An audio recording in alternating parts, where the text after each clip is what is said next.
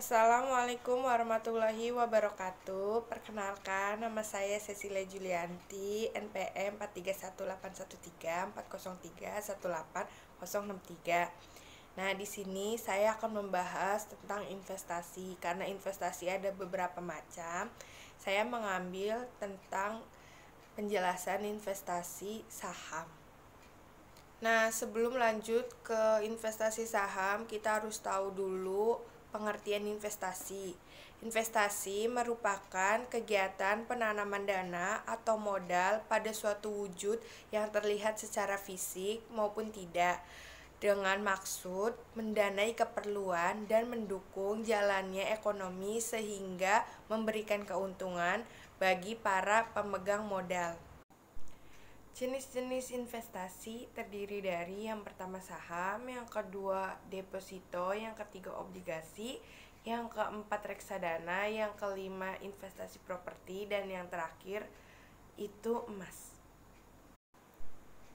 Nah, karena di sini kita bakal membahas tentang investasi saham. Apa itu saham? Saham adalah surat berharga yang menunjukkan bagian kepemilikan atas suatu perusahaan. Membeli saham berarti Anda telah memiliki kepemilikan atas perusahaan tersebut. Maka dari itu, Anda berhak atas keuntungan perusahaan dalam bentuk dividen pada akhir tahun periode pembukuan perusahaan. Saham biasanya berwujud selembar kertas sebagai tanda bukti. Saham bisa didapatkan dari perusahaan yang bersangkutan langsung atau dari pihak sebelumnya melalui bursa efek atau pasar saham. Nah, di sini ada beberapa pengertian saham menurut para ahli. Yang pertama, Sabto Raharjo. Menurut Sabto Raharjo, pengertian saham adalah suatu surat berharga yang merupakan instrumen bukti kepemilikan atau penyertaan dari individu atau instansi dalam suatu perusahaan. Nah, yang kedua ada Swadiji Widoatmojo. Menurut Swadiji Widoatmojo, pengertian saham adalah surat berharga yang dikeluarkan oleh sebuah perusahaan yang berbentuk perseroan terbatas atau yang disebut emiten. Nah, yang ketiga, menurut Novi Iman, pengertian saham adalah surat berharga yang memberikan peluang yang tinggi namun juga berpotensi resiko tinggi. Yang keempat, ada Ciptono Darmaji dan Hendy M. Fahrudin. Menurut Ciptono Darmaji dan Hendy M. Fahrudin, pengertian saham adalah bukti kepemilikan seseorang atau instansi terhadap suatu perusahaan atau perseroan terbatas. Saham berwujud selembar surat berharga yang menerangkan bahwa surat tersebut adalah pemilik perusahaan yang menerbitkan surat berharga tersebut. Nah, di sini juga ada jenis-jenis saham. Yang pertama, saham biasa atau common stock. Definisi saham biasa adalah saham yang dapat diklaim berdasarkan profit dan loss yang terjadi pada suatu perusahaan. Jika dilakukan likuidasi, maka pemegang saham bisa akan menjadi prioritas terakhir dalam pembagian dividen dari penjualan aset perusahaan. Pada saham biasa, para pemegang saham memiliki kewajiban terbatas. Dengan kata lain, ketika perusahaan dinyatakan bangkrut, maka kerugian maksimum yang ditanggung oleh pemegang saham adalah sebesar investasi pada saham yang dibeli. Nah, ciri-ciri saham biasa sebagai berikut. Yang pertama, pemegang saham memiliki hak suara dalam memilih dewan komisaris. Yang kedua, hak pemegang saham didahulukan ketika perusahaan menerbitkan saham baru. Yang terakhir, pemegang saham memiliki tanggung jawab terbatas, yaitu saham yang dimiliki. Nah, yang kedua, saham preferen atau preference stock. Pengertian saham preferen adalah saham di mana pembagian labanya tetap. Dan ketika perusahaan mengalami kerugian atau bangkrut, maka pemegang saham preferen akan diberikan prioritas utama dalam bagi hasil penjualan aset. Saham preferen memiliki kesamaan dengan obligasi, yaitu adanya klaim atas laba dan aktiva sebelumnya. Dividen tetap selama masa berlaku dari saham, dan memiliki hak tebus, serta dapat ditukar dengan saham biasa. Ciri-ciri saham preferen adalah sebagai berikut. Yang pertama, terdapat beberapa tingkatan yang dapat diterbitkan dengan karakteristik yang berbeda. Nah, yang kedua, terdapat tagihan terhadap pendapatan dan aktiva, serta mendapat prioritas tinggi dalam pembagian dividen. Yang ketiga, saham preferen dapat ditukar menjadi saham biasa melalui kesepakatan antara perusahaan dengan pemegang saham. Bila ditinjau dari segi kinerja perdagangan, maka saham dikelompokkan menjadi 5 jenis. Yang pertama, blue chip stock, yaitu saham biasa dari perusahaan dengan reputasi tinggi, menjadi market leader di industri sejenis, memiliki penghasilan stabil, dan konsisten membayar dividen. Nah, yang kedua, income stock, yaitu dari suatu emiten dengan kemampuan membayar dividen di atas rata-rata pembayaran dividen tahun sebelumnya. Saham jenis ini umumnya dapat memberikan pendapatan yang lebih besar dan rutin membayar dividen tunai. Yang ketiga, ada growth stock, yaitu terdiri dari well-known dan lesser-known. Well-known adalah saham dari emiten yang pertumbuhan pendapatannya tinggi, market leader di industri sejenis dan memiliki reputasi tinggi. Lesser known adalah saham dari emiten yang bukan market leader dalam industrinya, namun mempunyai ciri growth stock.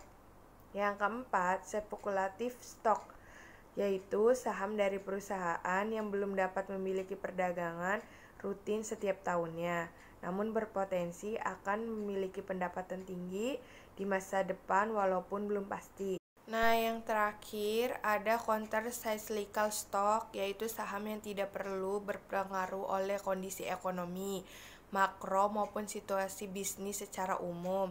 Nilai saham ini bisa tetap tinggi pada saat resesi ekonomi karena emitennya mampu mendapatkan penghasilan tinggi sehingga memberikan dividen yang tinggi. Cara jual beli saham. Saat membeli saham, seorang investor mesti mempersiapkan sejumlah dana yang diminta sesuai harga saham, serta membayar biaya transaksi yang dibebankan oleh sebuah perusahaan sekuritas. Adapun saat menjual saham tersebut, maka total dana yang akan diperoleh seorang investor merupakan nilai berdasarkan harga jual saham dan dikurangi dengan ongkos transaksi serta pajak penghasilan. Cara memulai saham. Prosesnya sangat mudah sekali, di mana kegiatan investasi saham ini dimulai dengan membuat rekening saham di sebuah perusahaan sekuritas dengan menunjukkan sejumlah dokumen pribadi yang diminta. Kemudian, seorang investor harus menentukan nominal dana yang ingin dikeluarkan, serta saham manakah yang ingin dibeli itu. Sesudah rekening saham dibuat, maka seorang investor diharapkan menyetor dana awal sebagai deposit. Keuntungan investasi saham. Ada 2 keuntungan yang bisa diperoleh oleh investor saham, yaitu yang pertama, capital gain, yaitu keuntungan yang diperoleh dari selisih harga jual saham yang lebih tinggi dari harga belinya. Setiap investor saham mendapatkan keuntungan sesuai dengan besarnya yang dimiliki. Yang kedua, dividen, yaitu keuntungan yang diperoleh dari pembagian dividen tunai suatu emiten. Ini merupakan pendapatan tambahan yang diperoleh oleh investor bila membeli saham dari emiten yang memiliki kinerja pendapatan yang bagus. Kelemahan investasi saham. Yang pertama, tidak memperoleh dividen. Seperti yang sudah disebutkan sebelumnya, beberapa perusahaan memiliki kebijakan tidak membagikan keuntungan dalam bentuk pembagian dividen. Maka untuk mendapatkan keuntungan, pemegang saham harus mengandalkan capital gain. Nah, yang kedua, terjadi capital loss. Kemungkinan ini juga bisa terjadi bila kinerja perusahaan menurun dan terjadi penurunan harga per lembar saham. Bila pada ilustrasi sebelumnya menunjukkan adanya kenaikan harga per lembar saham dan disebut sebagai capital gain, maka ini merupakan kebalikannya. Harga saham per lembar justru jatuh dan menimbulkan kerugian bagi para pemegang modal. Karena takut bila terjadi, ini akan terus terjadi dan berlarut-larut. Untuk menyelamatkan dananya yang masih ada, tidak jarang pemegang modal akan lari menuju perusahaan dengan kinerja yang lebih baik dan memberikan keuntungan yang lebih pasti. Yang ketiga, perusahaan mengalami kebangkrutan dan likuidasi. Hal ini jelas membuat perusahaan tidak bisa memberikan keuntungan apapun kepada para pemegang sahamnya. Dalam hal ini, pemegang saham tidak bisa menuntut kembalinya dana mereka karena perusahaan sudah dinyatakan failit. Belajar dari kelemahan yang ada pada investasi saham, Anda perlu berhati-hati dalam memilih perusahaan dan dalam berinvestasi saham. Beberapa di antaranya mungkin tidak sepenuhnya ketidakberuntungan pemegang saham, tetapi memang faktor pemegang saham yang sedari awal kurang pengetahuan mengenai investasi dan reputasi kinerja perusahaan yang dituju. Yang perlu Anda perhatikan, Anda belajar dari kesalahan yang pernah dibuat oleh investor sebelumnya. Beberapa kesalahan umum yang kerap dibuat oleh para investor saham antara lain: pertama, rencana investasi pemegang saham yang kurang jelas. Yang kedua, menginginkan keuntungan dalam jangka waktu pendek. Yang ketiga, kelebihan informasi yang menggamburkan analisis sehingga mengambil keputusan secara gegabah. Yang terakhir, mudah terpengaruh bisnis yang berani menjanjikan keuntungan besar dalam sekejap. Risiko investasi saham. Yang pertama, risiko likuidasi. Risiko ini terjadi ketika emiten bangkrut atau likuidasi, di mana para pemegang saham memiliki hak klaim terakhir terhadap aktiva perusahaan setelah kewajiban emiten tersebut dibayar. Bahkan, para pemegang saham bisa saja tidak mendapatkan apapun ketika aktiva tidak tersisa setelah emiten membayar kewajibannya. Yang kedua, tidak ada pembagian dividen. Resiko ini terjadi ketika emiten menggunakan keuntungan perusahaan untuk melakukan ekspansi usahanya, sehingga memutuskan tidak membagi dividen kepada pemegang saham. Yang ketiga, investor kehilangan modal. Resiko ini terjadi ketika harga beli saham ternyata lebih besar ketimbang harga jualnya, sehingga pemegang saham kehilangan modalnya atau capital loss. Nah, yang keempat, saham delisting dari bursa. Ada beberapa alasan yang menyebabkan saham dihapus dari pencatatan bursa, sehingga saham tersebut tidak bisa diperdagangkan. Tentu saja, hal ini akan membuat emiten dan pemegang saham rugi. Dividen. Sumber keuntungan utama saham adalah dividen, yaitu pembagian keuntungan perusahaan kepada pemegang saham. Pemegang saham menerima jumlah dividen tergantung pada, yang pertama, berapa porsi laba yang dibagi ke pemegang saham, karena bisa saja perusahaan rugi atau perusahaan untung tetapi tidak membagi semua laba sebagai dividen. Yang kedua, pembagian jumlah laba ke pemegang saham tergantung kepemilikan saham di perusahaan tersebut. Ada dua indikator yang kerap digunakan untuk menilai kualitas dividen perusahaan. A. Berapa persen dari laba yang dibagi sebagai dividen. B. Nilai dividen per saham bagi harga saham. Untuk bisa memperdagangkan saham, Anda harus melakukan di Bursa Efek Indonesia. Apa itu Bursa Efek Indonesia? Bursa Efek Indonesia adalah perusahaan yang menyediakan infrastruktur untuk mendukung terselenggaranya perdagangan efek yang teratur, wajar dan efisien, serta mudah diakses oleh seluruh pemangku kepentingan. Nah, Bursa Efek Indonesia menyelenggarakan perdagangan efek yang salah satunya saham. Pemilik Bursa Efek Indonesia adalah anggota bursa, dan yang menarik, Bursa Efek Indonesia bukan perusahaan berorientasi mencari untung, profit, tetapi tujuan perusahaan adalah menyediakan infrastruktur terbaik untuk perdagangan efek. Anda bisa mengakses informasi lengkap di www.idx.com.id,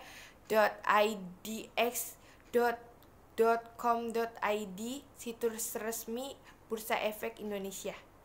Investor saham selayaknya mengetahui hal penting soal Bursa Efek Indonesia, yaitu sumber informasi saham terbaik ada di Bursa Efek Indonesia karena setiap perusahaan yang tercatat dan menjual saham harus menyampaikan laporan keuangan, corporate action, dan segala informasi material lainnya ke Bursa Efek Indonesia.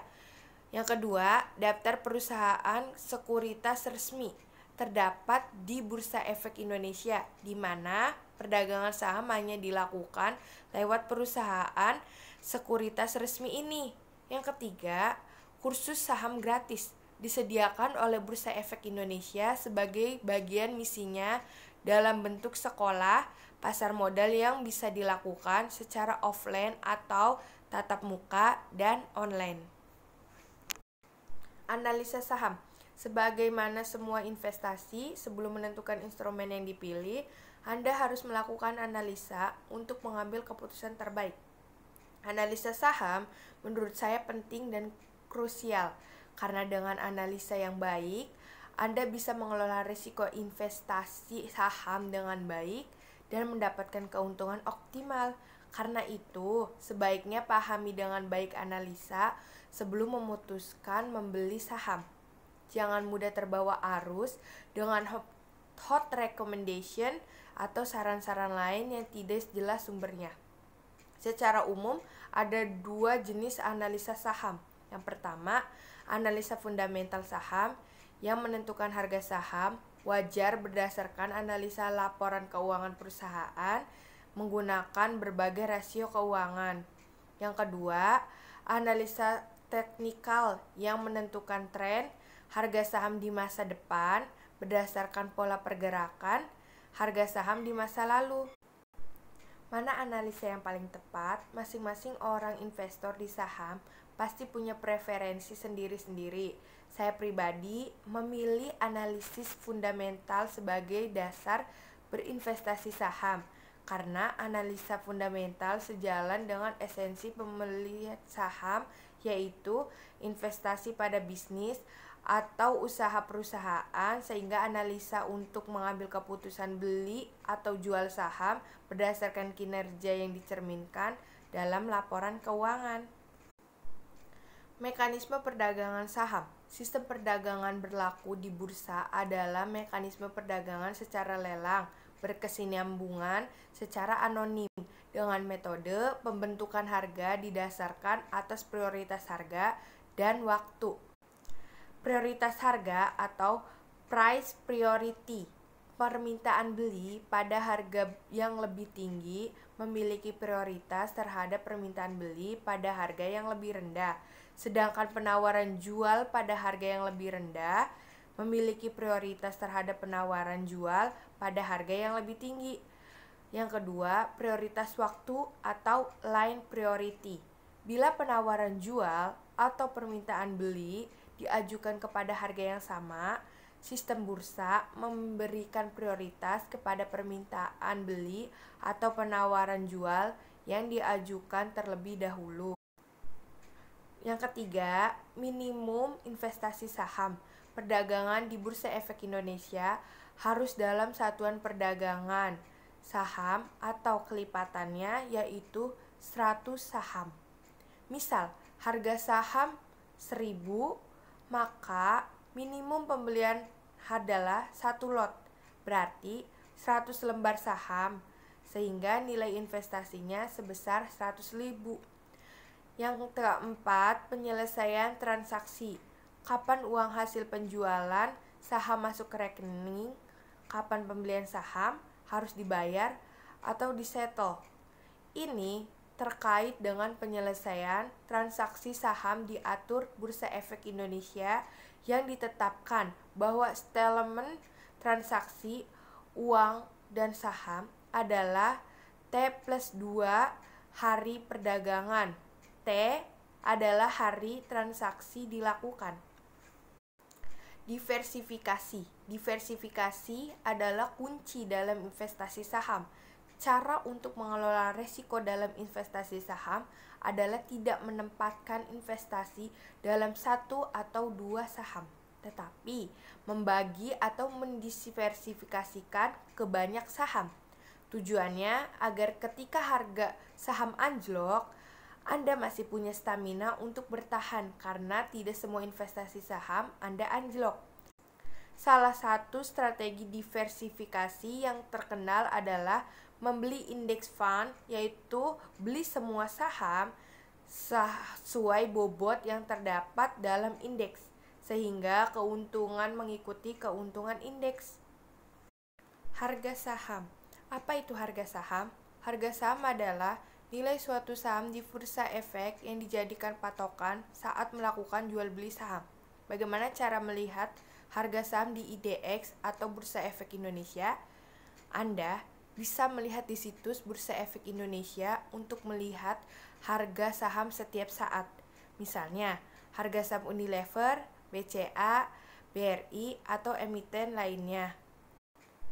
Di situs tersebut terdapat daftar harga saham perusahaan yang terdaftar di Bursa Efek Indonesia yang dirangkum dalam indeks harga. Pergerakan harga di pasar saham diukur dari indeks. Yang paling terkenal adalah indeks harga saham gabungan. Apa itu indeks? Di dalam dunia pasar modal, indeks atas saham merupakan portofolio imajiner yang mengukur perubahan harga dari suatu pasar atau sebagian dari pasar tersebut. Pada saat indeks saham bergerak naik, berarti harga sebagian besar saham-saham yang diukur oleh indeks tersebut bergerak naik. Sebaliknya, apabila indeks saham bergerak turun, maka sebagian besar saham-saham konstituen indeks bergerak turun. Dengan melihat pergerakan suatu indeks saham, maka investor dapat mengetahui performa harga secara umum atas saham-saham yang dimilikinya. Selain itu, investor juga mengetahui kondisi pasar saham secara umum apabila terjadi perubahan kebijakan dari dalam maupun luar negeri. Nah, di sini juga ada contoh perhitungan investasi saham, yaitu PT Merah memperoleh 7.000 lembar saham biasa PT Putih dengan total biaya sebesar 1.960 juta sebagai investasi jangka panjang. PT Putih memiliki 280.000 lembar saham biasa yang beredar. PT Merah menggunakan metode ekuitas untuk investasi tersebut. PT Putih melaporkan laba bersih sebesar 3 miliar untuk periode berjalan. PT Putih membayar dividen sebesar 3.800 per lembar biasa selama periode berjalan. Nah, di sini jurnalnya investasi dalam saham PT Putih di debit, kasnya di kredit sebesar 1.960 juta. Nah, kas di kreditnya sama dengan sebesar 1.960 juta. Nah, yang kedua ada jurnal investasi dalam saham putih di debit dan yang di kredit laba dari saham putih masing-masing sebesar 750 juta. Perhitungannya 70.000 dibagi 280.000 lembar saham dikali 3 miliar, yaitu 750 juta. Nah, yang terakhir, jurnalnya kas di debit dan di kredit investasi dalam saham putih, yaitu sebesar 266 juta. Perhitungannya yaitu 3.800 dikali 70.000 lembar saham, maka hasilnya 266.000 Perhitungannya sebesar 3.800 dikali dengan 70.000 lembar saham, maka hasilnya sebesar 266 juta rupiah. Nah, sekian penjelasan terkait investasi saham dari saya. Kurang lebihnya mohon maaf. Wassalamualaikum warahmatullahi wabarakatuh.